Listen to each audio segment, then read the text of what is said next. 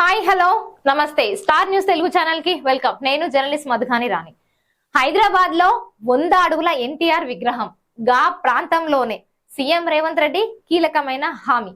విశ్వవిఖ్యాత నట సార్వభౌముడు తెలుగు ప్రజల ఖ్యాతిని ప్రపంచానికి చాటి చెప్పిన ఉమ్మడి ఏపీ మాజీ సీఎం దివంగత నందమూరి తారక రామారావుకు హైదరాబాద్ లో అరుదైన గౌరవం అయితే దక్కనున్నది.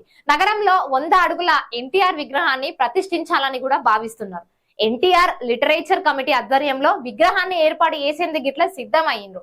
ఈ మేరకు ఎన్టీఆర్ కుమారుడు Mohan Krishna, NTR literature committee chairman TD Janardhan, సభ్యుడు మధుసూదన రాజు, మంత్రి తుమ్మల నాగేశ్వరరావు గురువారం అసెంబ్లీలో సీఎం రేవంత్ రెడ్డిని కలిసి విగ్రహ ప్రతిష్టాపన పైన చర్చించిండ్రు. ఈ సందర్భంగా సీఎం రేవంత్ వాళ్లకు కీలకమైన హామీ అయితే ఇచ్చిండ్రు.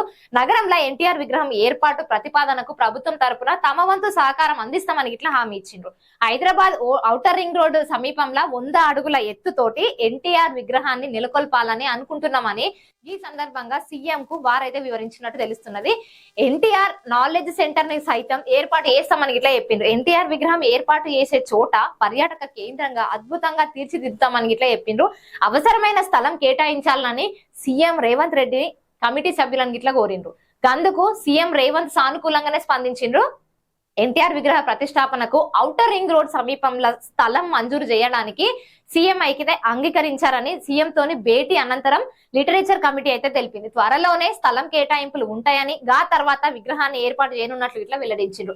తెలుగు వారి ఆత్మ గౌరవానికి ఎన్టీఆర్ ప్రీతక అని ఆయన్ను స్మరించుకునేందుకు, భావితరాలకు ఆయన గొప్పతనం చాటి చెప్పేందుకే విగ్రహ ఏర్పాటుకు పూనుకుంటున్నట్లు ఇట్లా తెలిపిండ్రు. ఇక ఇదంతా ఇట్లుంటే సినిమాల ద్వారా అశేష జన అభిమానాన్ని సొంతం చేసుకున్న ఎన్టీఆర్ 1982లో తెలుగుదేశం పార్టీని ఇట్లా స్థాపించిండు.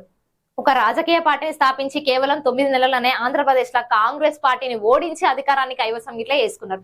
దా తర్వాత 3 దఫాలు ఇంకా మొత్తంగా 7 సంవత్సరాల పాటు ఏపీ ముఖ్యమంత్రిగా పనిచేసి అప్పటి వరకు అత్యధిక కాలం పనిచేసిన ముఖ్యమంత్రిగా ఇట్లా నిలిచిండ్రు. 1996 జనవరి 18 ఆయన అనారోగ్యంతో మృతి చెందిండ్రు. ప్రస్తుతం ఉన్న చాలా మంది రాజకీయ నాయకులు ఎన్టీఆర్ ద్వారానే రాజకీయాల్లోకి వచ్చి ఆ తర్వాత ఉన్నత స్థానాల్లోకి ఇట్లా చేరుకున్నారు. ఈ సంగతి అయితే అందరు తెలిసిందే.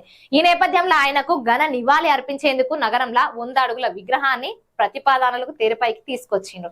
చూసింది కదా, చూసిన వాళ్ళంతా మర్చిపోకుండా లైక్ చేయండి, కంటెంట్ ని షేర్ చేయండి, అట్లనే స్టార్ న్యూస్ తెలుగు ఛానల్ ని సబ్స్క్రైబ్ చేయండి.